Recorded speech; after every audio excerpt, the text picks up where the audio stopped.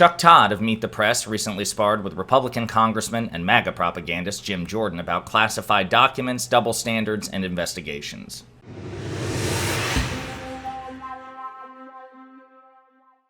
So I'm sure you're familiar with the phrase, giving the devil his due, right? And here at Pondering Politics, we attempt to do that, no matter how painful it may be, and how much I dislike the particular devil in question.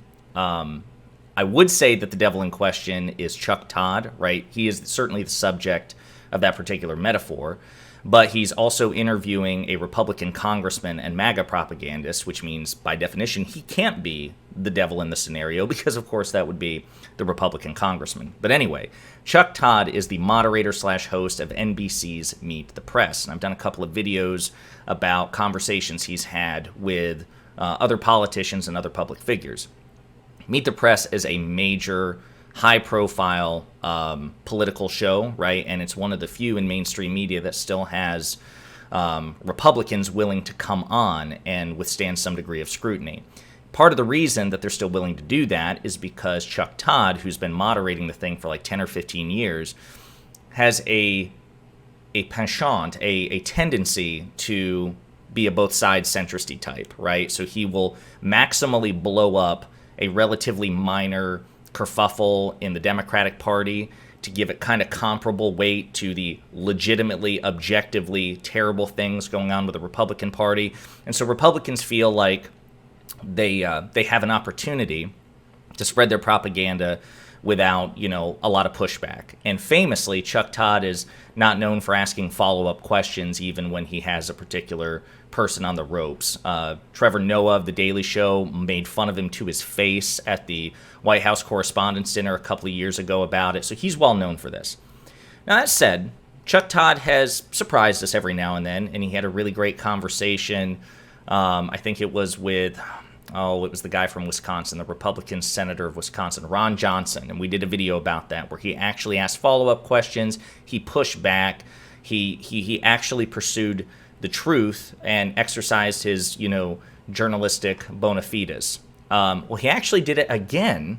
So we actually have like 2 in a row from Chuck Todd recently, and he did it with another major Republican figure, and that is Jim Jordan, Republican Jim Jordan, the congressman from Ohio.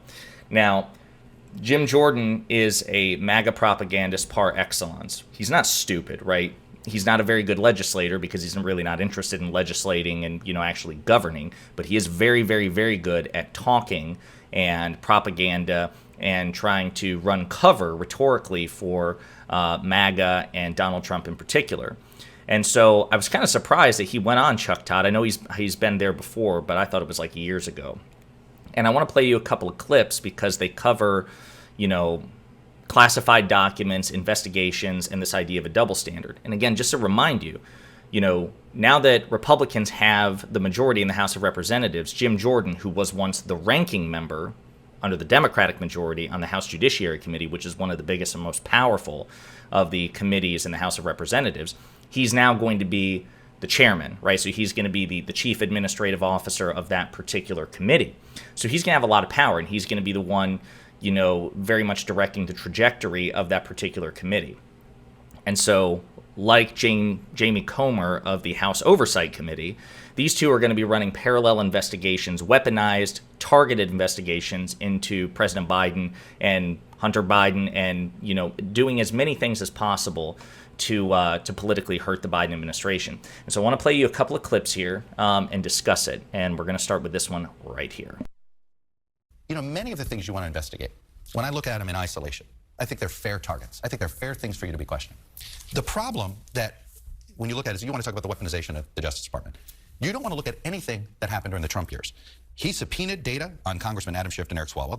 That is known. He secretly obtained reporters' phone records using the Justice Department. He pressured the Justice Department, Donald Trump did, to go easy on Michael Flynn and Roger Stone. The Justice Department was pressured by Mark Meadows to investigate this election fraud. He even tried to change the leadership at the Justice Department. My point is, if you are concerned about the weaponization of the Justice Department in the Biden years, why not investigate the Trump years? We're going to look at threats to the First Amendment. We're going to look at what Elon Musk through the Twitter files has displayed is unbelievable. The idea that the FBI was paying Twitter $3.4 million to help them suppress information that's not how and it works. keep information from the American Twitter to comply with subpoenas. That's the federal law. Do you think it was That's a law Congress passed. Do you think it's okay for the FBI to be meeting every week and suppressing information about a conservative and suppressing the Hunter Biden story, which we know is true? Do you think that's all right? I think most Americans say, no, that's probably information. I understand, but this is a private organization that made this decision. With pressure from the government. That's the point. I can understand a private organization can do it. I don't think it's right, but there shouldn't be pressure from the government. When is the FBI just going to stay out of election process? Just let we the people decide. Let the American people decide. In 20. So this one's a big one, okay? So this is the first one. So Chuck Todd is rightly pointing out the double standard, the hypocrisy there. Like, you and the rest of the Republican Party are saying that you're going to hold the Biden administration accountable and you're going to investigate the weaponization of the Justice Department. And Chuck Todd threw him a bone. He said, look, there are probably some things that have some degree of basis here that you could legitimately justify to not only your constituents, but to the American people, period. Centrist, moderate, liberal, progressive, conservative, libertarian, whatever. But let's not pretend that the Justice Department was some sort of neutral arbiter under the Trump administration, right? And you, who had an obligation when you were in the congressional majority or even in the minority, right? Because you still have a responsibility to govern and to hold, to provide oversight for the executive branch. You had no interest in it. You had no interest in, the examples that Chuck Todd listed about, President Trump subpoenaing, the records of specific Democratic congressmen that he didn't like. You didn't care about that. You didn't care about, even at the very end, President Trump looking to replace the acting attorney general with a loyalist who would help him try to overturn the 2020 election. Of course, Jim Jordan also, fomented the big lie, right? He propagated those rumors, those lies.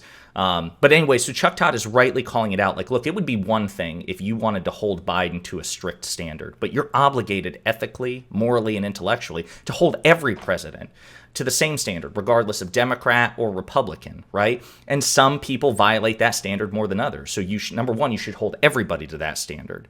It shouldn't be selective in which, you only investigate some weaponization and not others. But even if you do that, that's step one, because step two is not every president violates that standard to the same degree. And there's ample, much, abundant, colossal orders of magnitude in terms of the evidence that Trump weaponized the DOJ and attempted to weaponize the DOJ compared to Biden. Trump is infinitely worse, objectively speaking. So how is it that you're stepping over a dollar in the form of Trump for the sake of a nickel in the form of Biden? So that was clip one. That was really good for him to point out. Let's look at clip two. Story 2022, they raid the home of a former president 91 days before an election. Maybe just let the American people decide. Maybe just stay out. But you keep talking about this raid on Donald Trump. The amount of time, there was 9 months between the initial action that the archives made for a request of documents before they even turned it over to the Justice Department. The subpoena was issued 60 days before they actually executed the subpoena. And more importantly, the only time the public found out about it is because Donald Trump told the public about it. This was not some sort of, you paint it as a picture of the FBI did this, and this within hours of each other, when it was actually a year and a half of Donald Trump not complying with any of the requests from National Archives. A year and a half. This is not some sort of proof that somehow that they've weaponized and playing politics over here. They raided Trump's home. They haven't raided Biden's home. Because Biden didn't defy a subpoena, Congressman. He defied a subpoena. By the way, he had 60 days to comply with the subpoena before they actually executed President the search Trump warrant. had documents locked in a room with Secret Service protecting him. President Biden had documents in his garage and in a think tank that was funded by the Chinese. I think there's a difference. President Trump was the only guy who was actually president. You talk about.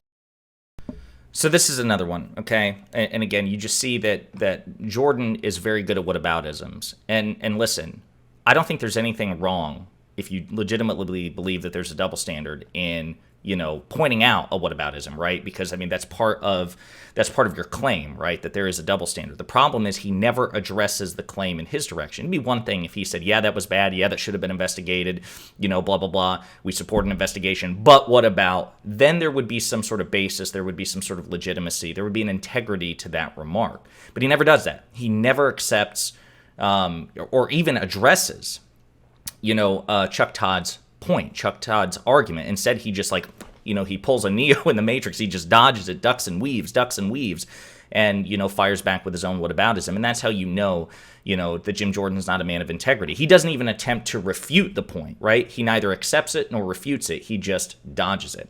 So, yeah, right now he's trying to spin the fact that there's an FBI raid on Mar-a-Lago, that the FBI acted aggressively and, hastily. But the fact of the matter is that the attempt by federal authorities, beginning with the National Archives, to get back the documents, classified or otherwise, because here's the other thing. It's not just a simple matter of classified documents. The fact of the matter is, classified or unclassified, former President Donald Trump was not entitled to keep those items from the National Archives. The National Archives, on behalf of the American public, owns those documents. A former president doesn't.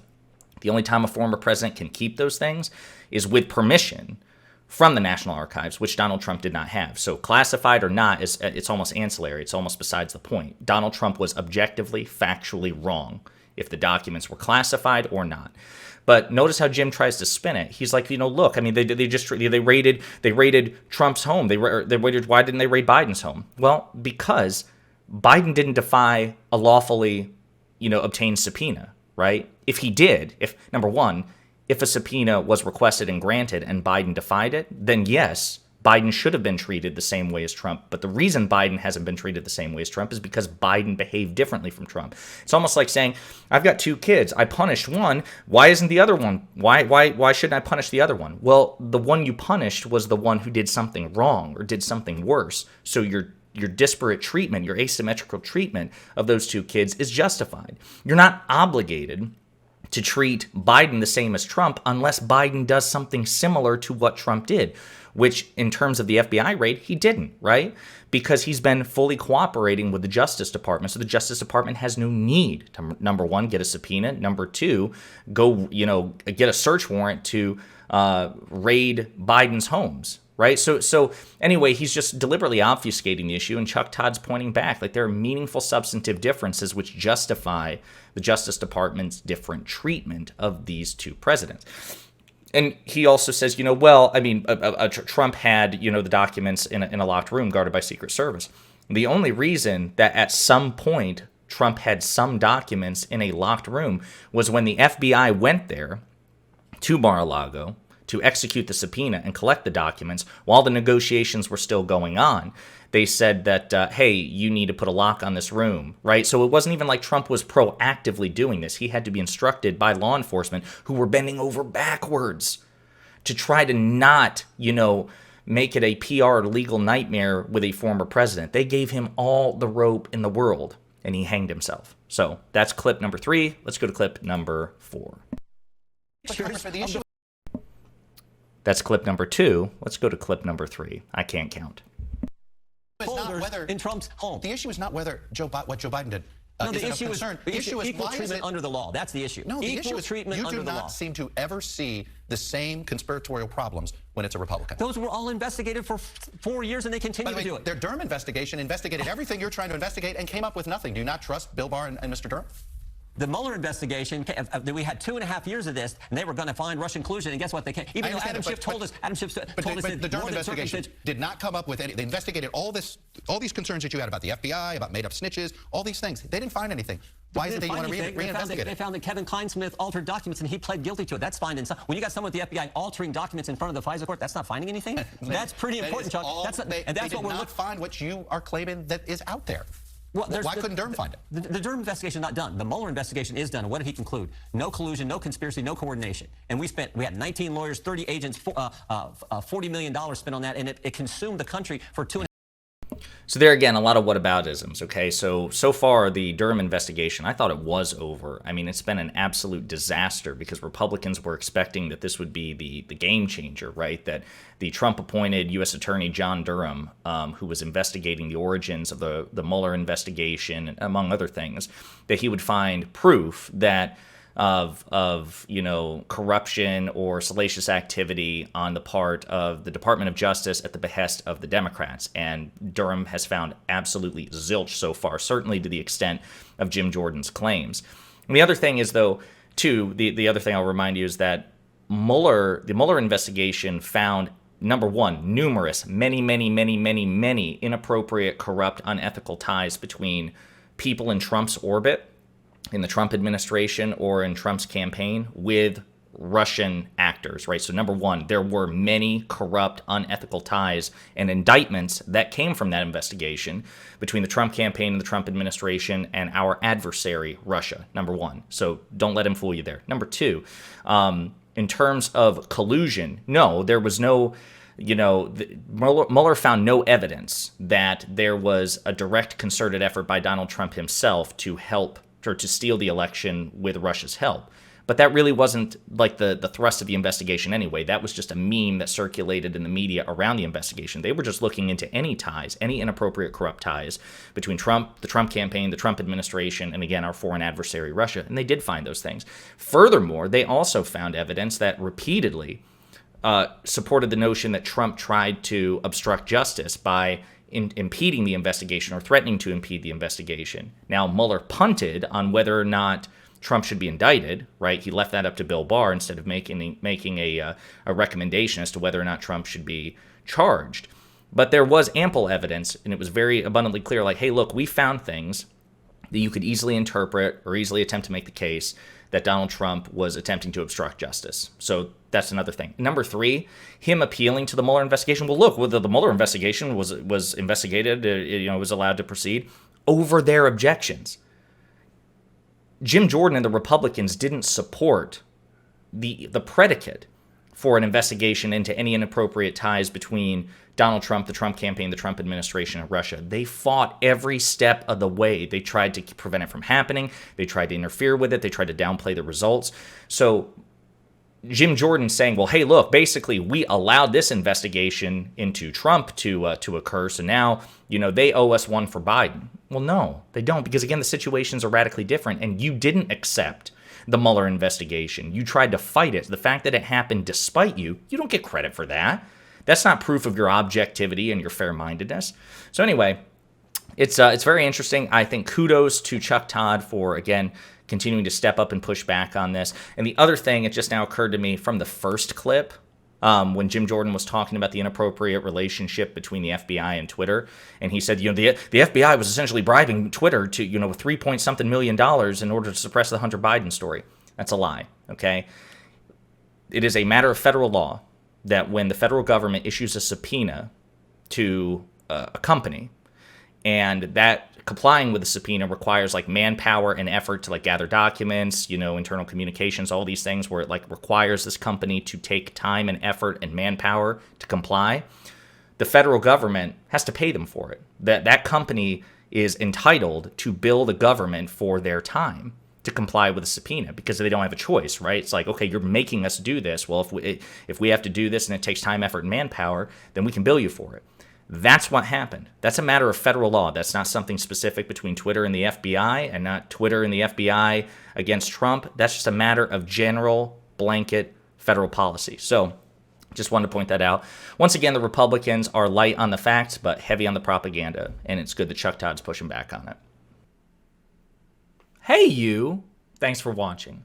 If you liked the video, and I hope that you did, please hit the like and subscribe buttons below. And if you absolutely hated the video, the best revenge for you is also to hit the like and subscribe buttons below. That'll teach me. If you want to share an opinion or share some feedback, go ahead and leave a comment, all right? 2023 is a year of change, hence the aggressive rebrand and commitment to new content. Inspired by my friends Luke Beasley and STV Philly, my personal goal for this channel is to hit 40,000 subscribers by the end of the year. So I'm hoping you'll do me a solid by spreading the word and the videos to potential fans and hate watchers alike. And in the meantime, we'll be pondering politics again with you very soon.